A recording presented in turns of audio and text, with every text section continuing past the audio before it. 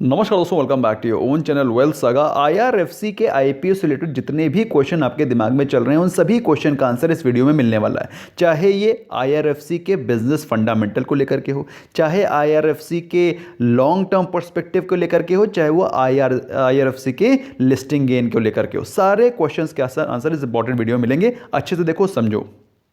सबसे पहले तो देखते हैं भाई कंपनी का बिजनेस फंडामेंटल क्या है, कंपनी काम क्या करती है। तो दोस्तों, अगर कंपनी के काम को आप डिस्ट्रीब्यूट करेंगे तो तीन बड़े भागों में डिवाइड किया जा सकता है। सबसे पहला काम है, क्योंकि ये फाइनेंस के बिजनेस में है तो कंपनी कहीं ना कहीं से पैसा लेगी, बोरो करेगी और लेंड करेगी। अब आपको मालूम होना चाहिए आईआरएफसी एक पीएसयू है जो कि रेलवेज का काम करते हैं, रेलवेज को फाइनेंस करते हैं। तो ऐसे में बोरोइंग और लेंडिंग का जो मैक्सिमम बिजनेस है वो रेलवे से आता है। और जो तीसरा बिजनेस मॉडल है वो है इनका leasing of rail rolling stocks.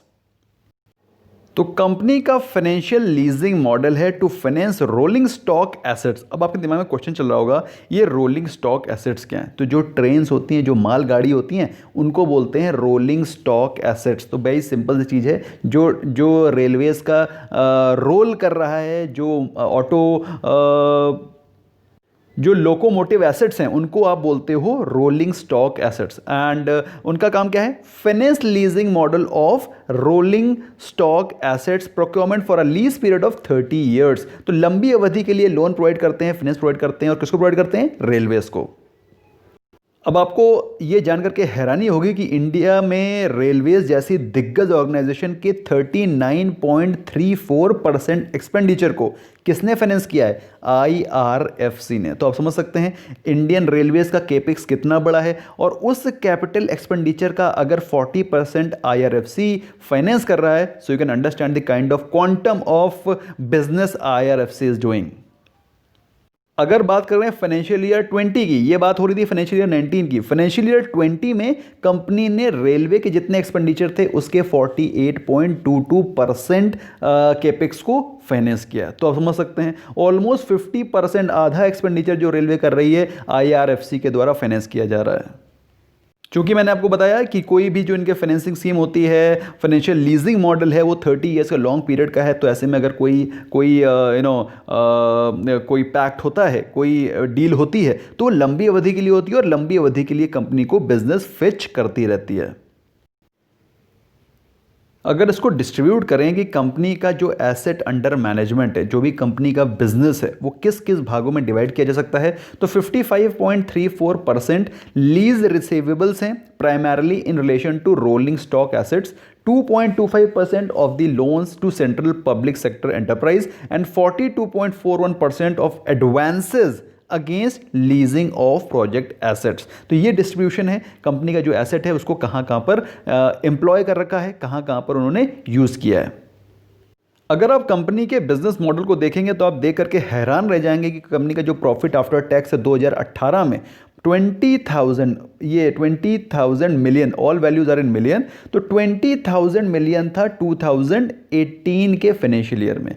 वो बढ़ करके ऑलमोस्ट 21.5 हुआ 2019 एफवाई में, और एफवाई 20 में 31,920। कितना ज़बरदस्त जंप आया है, ऑलमोस्ट 50% का जंप आया है इन 1920 से 2021 जो भी चल रहा है उसके बारे में बात करें दोस्तों, तो सितंबर 2021 में ऑलरेडी ऑलमोस्ट 19,000 मिलियंस का ऑलरेडी बिजनेस हो चुका है। तो जो बिजनेस उनका पूरे साल में होता था 2018 में, 2000 FY 17-18 में, वो ऑलमोस्ट 6 मंथ्स में होने लगा है इन बाय सितंबर 20। तो आप समझ सकते हैं इसकी value almost going to be doubled. नहीं डबल्ड क्योंकि इस कोरोना के चलते ज़्यादा एक्सपेंडिचर हुआ नहीं है, रेलवेज में भी ज़्यादा कामकाज हुआ नहीं, railways generally more or less trains are not moving. But मेरे हिसाब से दोस्तों काफ़ी अच्छा बिजनेस इनका चल रहा है डिस्पाइट ऑल दीज कंस्ट्रेंट्स। और आप देख सकते हैं जो पूरा साल में उनका प्रॉफिट आफ्टर टैक्स होता था, जो फाइनल शुद्ध मुनाफा होता था, वो सिर्फ 6 महीने में ही आने लगा है, with in a span of 1, 2 and this is the 3rd year.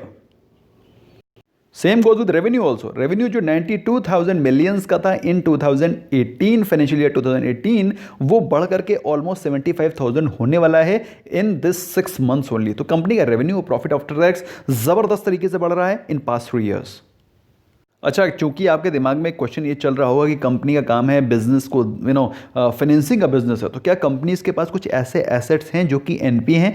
तो आपको जान करके हैरानी होगी कि कंपनी का कैपिटल एडिक्वेसी रेशियो तो धांसू है ही, जो कि आपके सामने दिया हुआ है। इसके अलावा कंपनी के पास एज ऑन सितंबर 2020 कोई भी एनपीए नहीं है। So this is the most important thing which I need to highlight कि कंपनी के पास अभी फिलहाल कोई भी एनपीए नहीं है। तो आपको ये कोई भी हेडेक नहीं होनी चाहिए कि आने वाले समय में कोई बैड एसेट्स एकदम से क्रिएट हो जाएंगे। ऑफ कोर्स अभी तक तो नहीं है, बाद में हो सकते हैं, लेकिन अभी तक कंपनी के ऊपर कोई भी एनपीएज नहीं है। इसके अलावा कंपनी के फंडामेंटल्स के बारे में बात करें, जो कि कंपनी के बाकी सारे इसी बिजनेस में जो कंपनीज होती हैं उनके अंदर नहीं होती। पहली चीज़, चूंकि ये company direct IR Indian railway से एसोसिएटेड, और Indian railways is a mammoth. India में कुछ भी कोई भी ऑर्गेनाइजेशन कोई भी ऑर्गेनाइजेशन अंडर परफॉर्म कर सकती है, रेलवेज कैन नॉट, क्योंकि जिस प्रकार का मैसिव मूवमेंट होता है रेलवेज में इंडिया में एक जगह से दूसरी जगह, मेरे हिसाब से दिस इज़ एन इंडस्ट्री। ये अपने में एक बहुत बड़ा इंडस्ट्री है रेलवेज, और रेलवेज को फाइनेंस करना, उसके ऑलमोस्ट 50% बिजनेस को फाइनेंस करना अपने में इसकी एक इनहेरेंट स्ट्रेंथ को दर्शाता है। क्रेडिट रेटिंग्स देखें दोस्तों, तो ऑल्दो क्रेडिट रेटिंग्स के ऊपर मैं ज़्यादा विश्वास करता नहीं हूं, लेकिन फिर भी अगर क्रेडिट रेटिंग्स देखें तो वो भी बहुत ही सॉलिड और साउंड है। कॉम्पिटिटिव कॉस्ट ऑफ बोरोइंग है, क्योंकि ये पीएसयू है, आपको मालूम होना चाहिए पीएसयू में क्या होता है भाई, थोड़ा आप थोड़ा कॉम्पिटिटिव बिडिंग भी कर लेते हैं, क्योंकि you are from the part of government, तो आपको एक प्रायोरिटी भी मिलती है गवर्नमेंट सेक्टर से फाइनेंस लेने में। तो मेरे हिसाब से this has got an edge, एक एज है। इसके अलावा फाइनेंशियल परफॉर्मेंस तो मैंने ऑलरेडी आपको बता दी, I need not retreat. Sound asset liability management है, and of course experience management team है। साउंड लोग बिजनेस को मैनेज कर रहे हैं, they are responsible, they are people from all walks of life who are managing the IRFC. Senior अधिकारी हैं जो कि बहुत ही क्वालिफाइड हैं, जिसके चलते मुझे लगता है आईआरएफसी में कोई भी, and rather for that matter PSU में जो कोई भी कंफ्यूजन नहीं होता है as far as its fundamentals are concern. अब मैं किस कंफ्यूजन की बात कर रहा हूं कि कोई भी हिडन चीज़ें, हिडन एजेंडा नहीं होता है, जो भी चीज़ें हैं डिस्क्लोज कर दो। इसीलिए आपको दिखाई पड़ता होगा भाई पीएसयूज के स्टॉक्स जब हमेशा अंडर परफॉर्म करते हैं, क्योंकि वो चीज़ें छुपा के नहीं रखते, सारी चीज़ें खुली हैं, ओपन बुक हैं, क्योंकि वो गवर्नमेंट का पार्ट है। गवर्नमेंट किससे छुपाएगी? सो नथिंग इज हिडन, काफ़ी चीज़ें डिस्क्लोज रहती हैं, डिस्क्लोजर उनका काफ़ी करेक्ट रहता है। तो ऐसे में अगर आपको डिस्क्लोजर के बाद अगर आपको दिखाई पड़ रहा है कंपनी का फाइनेंशियल परफॉर्मेंस सॉलिड है, तो you can really trust on it.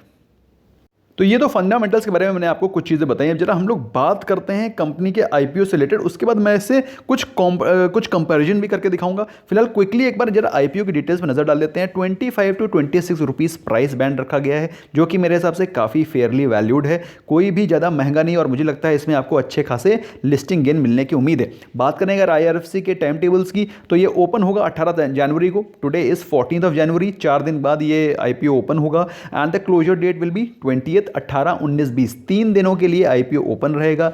In case अगर आप बिड करना चाहते हैं, मेरे हिसाब से you should bid on the very first day itself, क्योंकि बहुत ही वेल प्राइस्ड आईपीओ है और बहुत अच्छा परफॉर्मेंस है कंपनी का।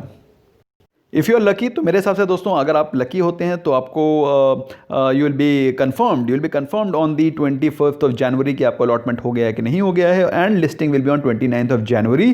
तो 29 जनवरी को आप बम्पर लिस्टिंग की उम्मीद कर सकते हैं।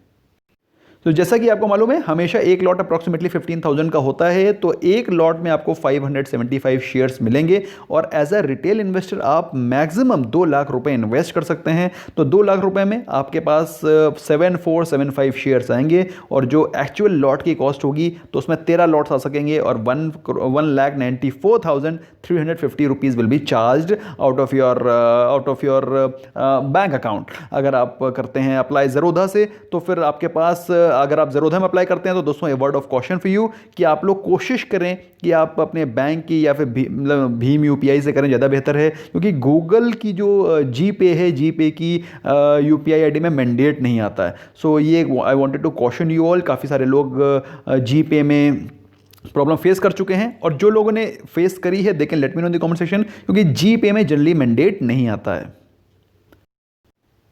तो दोस्तों अगर जो दूसरे रेलवे स्टॉक्स लिस्टेड हैं इस समय हमारी इंडियन स्टॉक मार्केट में, IRCTC, RVNL, तो उनको देखें तो IRCTC भी बहुत ही फेयरली वैल्यूएशन पे प्राइस किया गया था, और पहले दिन जिस दिन लिस्टिंग हुई थी उसी दिन वो डबल हो गया था। उसके बाद वो स्टॉक ऑलमोस्ट 2000 के लेवल्स पे गया था। तो मेरे हिसाब से दोस्तों ये स्टॉक भी बहुत ही फेयरली वैल्यूड है, और इसमें आपको ज़बरदस्त लिस्टिंग गेंस भी दिखाई पड़ेंगे, प्लस आगे आने वाले समय में एक अच्छा मूवमेंट दिखाई पड़ेगा। अगर हम लोग RVNL को देखें तो भी आपको सिमिलर काइंड ऑफ एक्शन दिखाई पड़ेगा।